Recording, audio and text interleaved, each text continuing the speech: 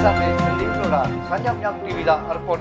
जी जैसा आप सभी को पहले से पता है कि 3 नवंबर को सर्वोदय हॉस्पिटल सेक्टर 8 के अंदर एक टेलीफोनिक कॉल जो है उनको रिसीव हुई थी, जिसमें उस हॉस्पिटल को बम से उड़ाने की धमकी आरोपी के द्वारा दी गई थी।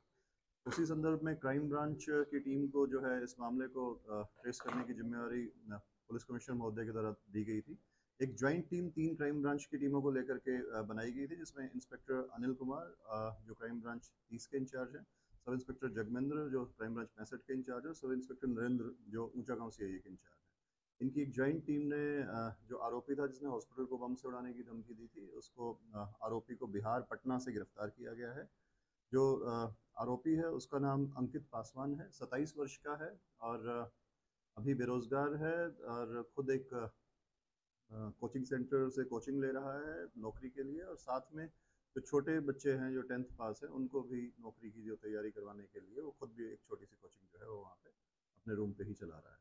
आरोपी से जो प्रारंभिक पूछताछ जो की गई है उसमें उसने अपना जो आरोप जो है वो कबूले हैं।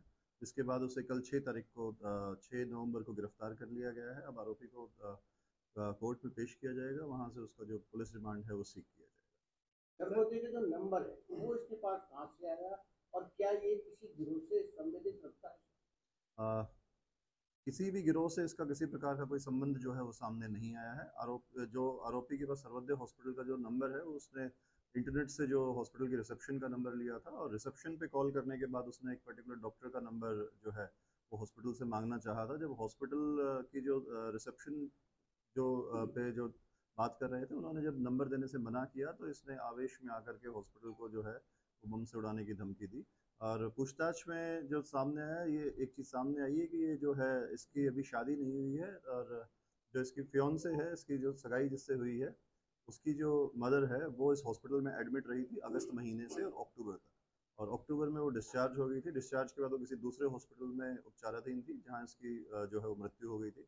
उस बात से वो आहत था तथा अपनी जो फियोंसे है उसके ये बताने के ऊपर इसने इस हॉस्पिटल के पास जो है वो फ़ोन किया, और उसके अपनी जो फियोंसे के सामने प्रभाव जमाने के लिए उसने हॉस्पिटल में फ़ोन करके धमकाने का प्रयास किया, और उसी दौरान इन बिटवीन इसने उसको हॉस्पिटल को धमकी दी कि मैं बम से हॉस्पिटल को उड़ा दूंगा। आपके माने तो जो है ये नाराज था वहाँ पर जो उसकी माता जी जो वहाँ एडमिट थी उसको लेकर? नहीं, जो मैंने बताया कि इसकी जो फियोंसे है उसकी मदर यहाँ पे हॉस्पिटल में एडमिट रही थी, और वो यहाँ से काफ़ी पहले डिस्चार्ज भी हो चुकी थी, और दूसरे हॉस्पिटल में उसकी उपचार के दौरान मृत्यु हुई थी। लेकिन कहीं ना कहीं जो पूछताछ में सामने आया, उसने बताया कि मैं अपनी जो फियोंसे है उसके सामने अपना प्रभाव दिखाने के लिए मैंने फ़ोन कहीं से नंबर अरेंज करके हॉस्पिटल को फ़ोन करके इस तरीके से धमकाया।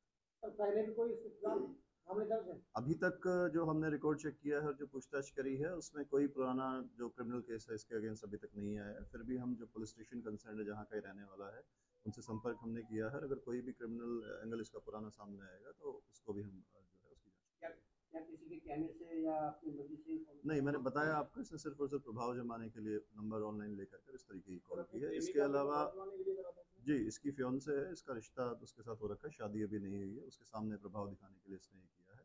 और इसका किसी भी गैंग से किसी तरीके का कोई भी लेना देना नहीं है, और कोई क्रिमिनल रिकॉर्ड भी अभी तक सामने नहीं है। अभी पुलिस क्या कार्रवाई? आरोपी को गिरफ्तार कर लिया गया है माननीय न्यायालय में पेश करके, और अब वहाँ से इसका पुलिस रिमांड सीख किया जाएगा। रिमांड के दौरान सख्ती से पूछताछ की जाएगी, और जो सिम कार्ड और मोबाइल जो उसने यूज़ किए थे वो बरामद किए जाएंगे। और आरोपी के साथ और भी कोई आगे नहीं, ये अकेला है जिसने कॉल किया। Thank you. झंडे का ध्यान रखना।